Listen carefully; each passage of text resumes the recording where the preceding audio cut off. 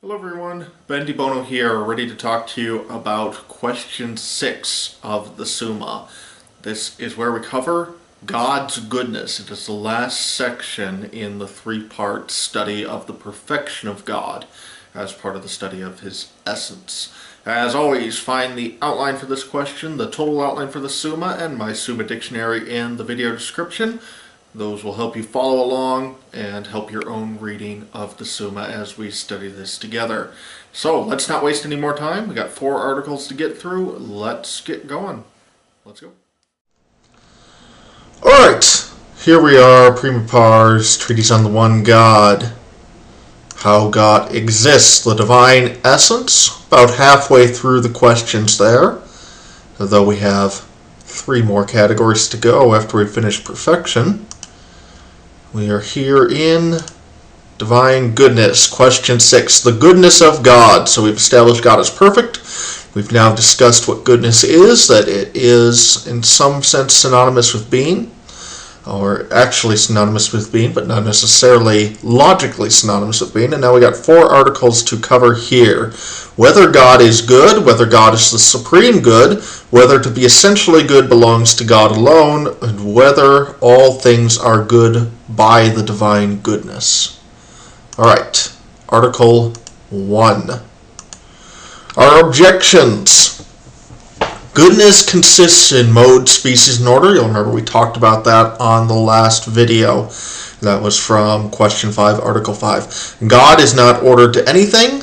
In other words, then he doesn't have these. Therefore, God is not good. Goodness is what is desired. Nothing can be desired if it is unknown. All things do not know God. Therefore, God is not good. Right? So what we're saying is, if goodness is what is desired and God is good, then all things must desire him, but that would require all things to know him, and they don't. Argument from authority. Well, any number of Bible verses could do this for us. St. Thomas chooses Lamentations 3:25, God is good. Thing is good insofar as it is desirable. So, same premise that objection 2 starts with. Everything seeks its own perfection. The perfection of an effect is found in its cause. Okay, we've talked about that before. God is the efficient cause of all things. That is proof 2. Therefore, in seeking their perfection, all things are seeking God, because perfection of an effect is found in a cause. We are all ultimately caused by God, so we are ultimately seeking our effect in him. Therefore, because all things desire God, he is good. Right? Because even if we don't know God, as we'll see in a second, in the sense of objection 2, we're still desiring him because he is our cause and therefore our perfection and therefore what we are ultimately seeking. Objections answered. Caused good is found in mode, species, and order. God's goodness is not caused, therefore it does not require mode, species, and order. So just making a distinction or a further clarification of what we said back in question 5, Article 5.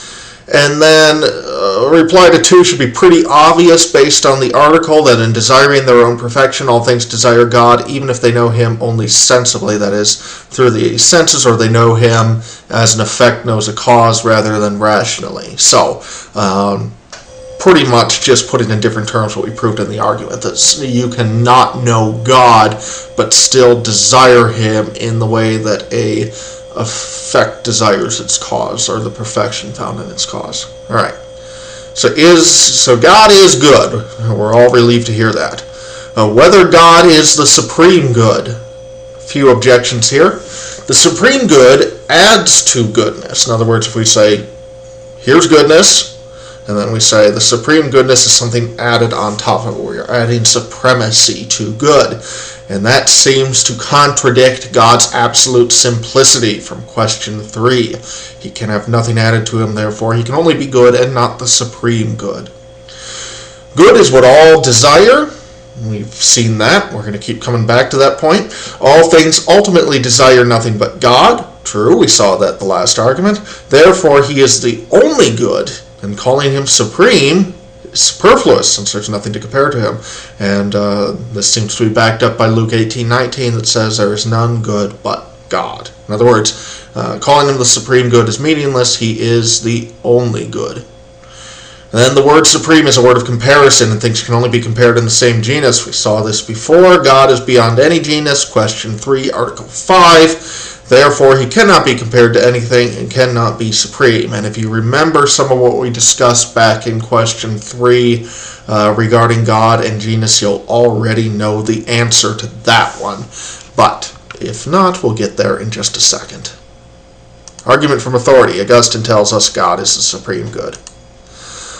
All perfections, all goodnesses, I don't know if the plural of goodness is goodnesses, goodnessy, goodness flows from God. Saw that, question 4, Article 2, back when we were looking at the perfection of God.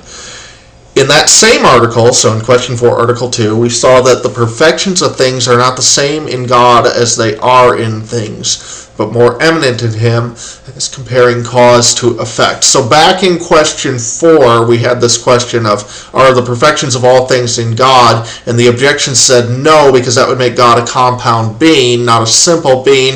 The answer was yes, because the perfections in him are in an eminent way, not in the way that they are in us. Therefore, it doesn't violate his simplicity. They are eminent in him that in a way that doesn't violate the simplicity. And we're saying the same thing here. Because all goodness flows from God in this way, he is the supreme good. So, in other words, just as we can say that there are many different types of perfections, but they are one perfection in God, he is the supreme perfection, we can really say that there are many types of goodnesses, I'm just going to go with goodnesses, but they all flow ultimately from God, making him the same goodness. And you should be able to see here structurally, if I can just back up here for a second, this is all the perfection of God, and we've kind of, we're kind of making a loop. We're looping around to the same things. This whole section kind of has an internal consistency and a circular nature that ties together. We began with perfection, which we tied to being, then we tied goodness to being, and then we tie God's goodness back to his perfection as a result of those two questions. So really question 6 in some ways is the logical conclusion of questions 4 and 5, which wraps up this section on the perfection of God. All right, let's go back in here then. How about those objections? Well, objection 1, calling God the supreme good only adds a relation. In other words, adds a relation between him and all other goodnesses. Relations from God to creatures are not added to God, they're added to creatures. Why? Because he doesn't need them, we do. To be called goodness, for anything to be called good in me as a creature, I have to have a relation to God. For God to be called good, he doesn't have to have a relation to me. Therefore, the relation is added on my end, and calling God the supreme good is a recognition of that relation on my end, but not an addition of anything to God. Okay? Reply to 2, God is essential goodness, but the nature of good is in other things. Therefore, comparison is possible. In other words, I do have a goodness. It is related to God's goodness, as we saw right here a moment ago, but I really do have that goodness. And that's going to be a key point as we get into Article 4 in a minute. And then reply to 3. This is one I said that if you had a good memory, you would remember the answer here, because we've kind of been over this objection in a couple different forms, that things in different genera cannot be compared. But God isn't in a different genus from anything else. He's in no genus. He's the principle of every genus. Therefore, the comparison by eminence is possible. Just like you could compare a species to its overall genus, you can compare something in a genus to God. God isn't in a different genus. He is, in a sense, we won't want to say he's in every genus, but every genus is ultimately comparable to him, because every genus is derived from him as the principal being. Okay? So that objection falls apart in the way we've seen it fall apart before. Whether to be essentially good belongs to God alone. Alright, our objections. 1 is synonymous with being, since every being is one individual, as is goodness. Therefore, 1 and goodness are synonymous. Aristotle tells us that every being is one essentially, every being is an individual, therefore every being is good essentially. I know there's some kind of, that logic can kind of be a little tongue twisterish or mind twisterish, just kind of roll with it as best you can. These last couple articles certainly wrapped my brain up a little bit while I was studying them, not because they're super complex, just because the logical patterns that he's rolling with are, kind of twist your brain a little bit. Alright, number 2, being and goodness are synonymous. We've seen that in question 5, article 1. Everything is being essentially. Everything must be a being to be a thing. Therefore, everything is good essentially. Okay? For something not to be good essentially, its good must come from somewhere other than its essence, as must the good of that goodness, and so on into infinity. This is the one that had me kind of pounding my head against the wall, trying to figure out what exactly he's saying. Here's the sense I've been able to make of it. To this point, as always, please correct me if you're seeing something I'm not, which is highly likely, since I don't think I'm seeing this perfectly. But I think what he's saying is that in order for something to be good, but not essentially good, its good can't be part of its essence. Okay, that makes sense. So my good as a human being doesn't come from my essence. It's not intrinsic to humanity to be good. Okay, so I'm not essentially good. Therefore, my goodness must come from another goodness, and then that goodness can't come from its essence, and so we go on and on and on to infinity. I don't know, to me, when I read that, it seemed like the obvious answer is that all goodness would eventually tie back to God, but maybe I'm missing something there. Boethius tells us that everything but God is good by participation. Yeah, so that's kind of what I was thinking when I read that objection, is that, okay, that's true, but we can trace then my goodness back to God. It doesn't go on into infinity. Alright, argument. Perfection is threefold.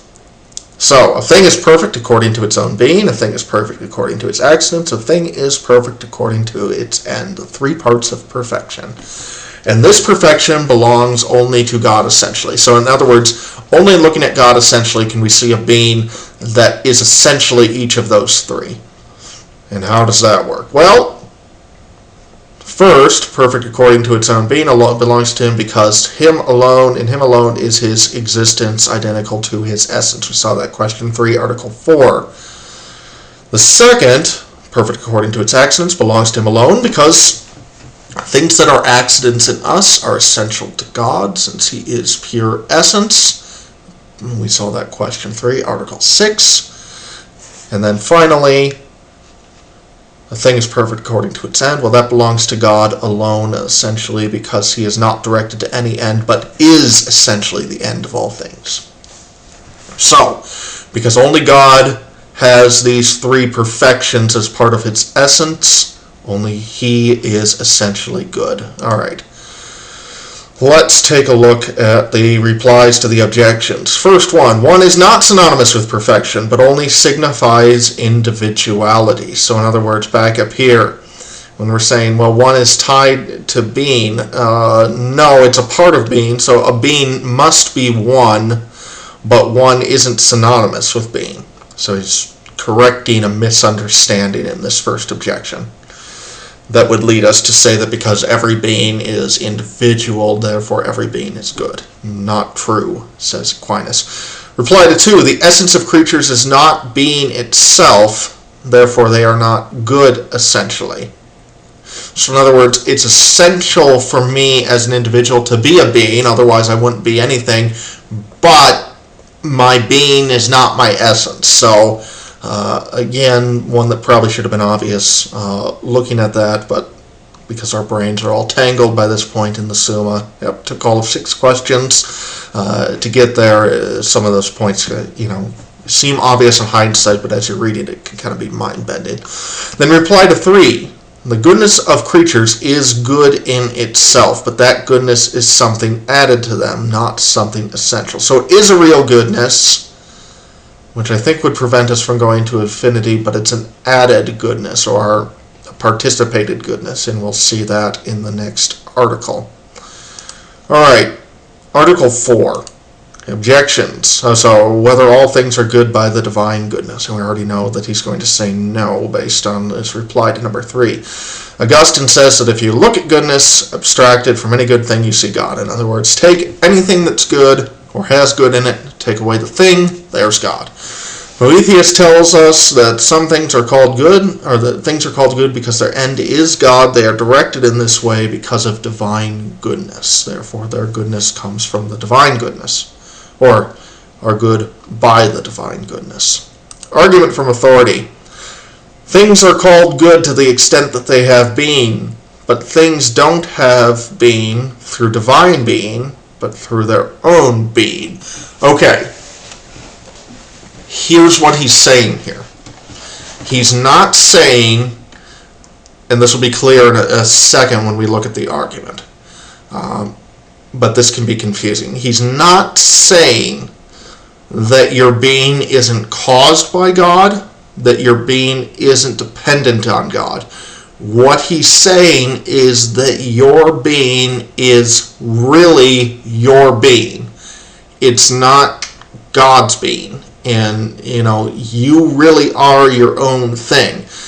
And so from looking at it that way, and this is something Garrigou-Lagrange points out in his commentary, he's arguing in a sense against pantheism here, because if we said that all goodness and everything is really the divine goodness, and because we've connected goodness and being, what we would wind up saying then is that every being is in some sense the divine being, and then we become pantheists. Now, what I've done in the argument is I'm trying to kind of paraphrase his stuff. In this case, I just kind of laid out some points for what he's trying to say here. This argument is not only an argument against pantheism, but it's an argument against Platonism, the Platonic forms, which, given the implications, the logical implications of what we're looking at here, Aquinas would say quite possibly lead us to pantheism. So the point is an argument for Aristotelian realism over Platonic realism. So if you're not familiar with this, here's a very brief crash course. Platonic realism, the forms are there are idealized forms out there. So, I've got my water bottle right here. So somewhere in Plato's way of thinking, this object I'm holding in my hand has the form of a water bottle. And it takes that form from an idealized form somewhere in the Platonic heaven of forms, okay? If you are familiar with the allegory in the cave, this is kind of at least a part of what he's getting at there, that the real reality is not, this water bottle is not a real water bottle. It is an imperfect reflection of real water bottleness that exists in the Platonic heaven. Okay? Aristotle, and now I'm going to take a drink from my possibly real water bottle so I don't choke. Aristotle is going to say that no, this is a real water bottle, and the form of water bottleness is derived from real things only. And he says in the categories that if you took away all things, all subjects, nothing would exist. So in other words, if you snapped your fingers and all water bottles ceased to exist, there would be no more water bottles. Whereas in Plato's world, if we snap our fingers and everything ceases to exist, there are no more water bottles that we can touch and experience with our senses, but there is still this ideal water bottle form in the Platonic heaven. Okay? Very brief crash course on the difference between Aristotelian and Platonic realism. So, why does that matter here? Is that Aristotle and Aquinas, in arguing that the thing's form is present in the thing, water bottleness is present in my water bottle, a thing's goodness is its own. So, nevertheless, creatures do participate in God's goodness, just as we participate in their being, but their being or goodness is their own. It's really in them. God isn't just another form of the Platonic heaven. Okay? That's what he's getting at here. If that's confusing, don't sweat it. If you're completely lost, I would maybe encourage you to do a little bit of reading on that difference between Aristotelian and Platonic realism. Look up some good YouTube videos on it. But as long as you can grasp that idea, at least at a basic level, then you can get what he's saying here, and you're okay with moving on. And then the objections answered. All he says at the end is that his argument is sufficient answer to the objections, which left me a little dissatisfied, because usually what he does when he seems to be disagreeing with one of the church fathers, especially with Augustine, he'll say something like, he'll try and explain how or clarify what they mean. And here he just kind of lets it go. So I'm not sure if that's supposed to mean that he really is disagreeing with Augustine or Boethius here. I know Augustine would be more Platonic than Aquinas, so I couldn't tell you to what extent. So I don't know. I found that a bit dissatisfying there. But in any case, the objections are answered. We're not going to have any truck with that nonsense, I guess. I don't know. I wish he would have given us some more, but he didn't, so there you have it. Alright, everyone. That's it for question 6. Next time we move on to question 7, which will begin our discussion on the infinity of God, which will take place in questions 7 and 8. Until then, happy reading, and thank you for watching. I'll see you later. Goodbye.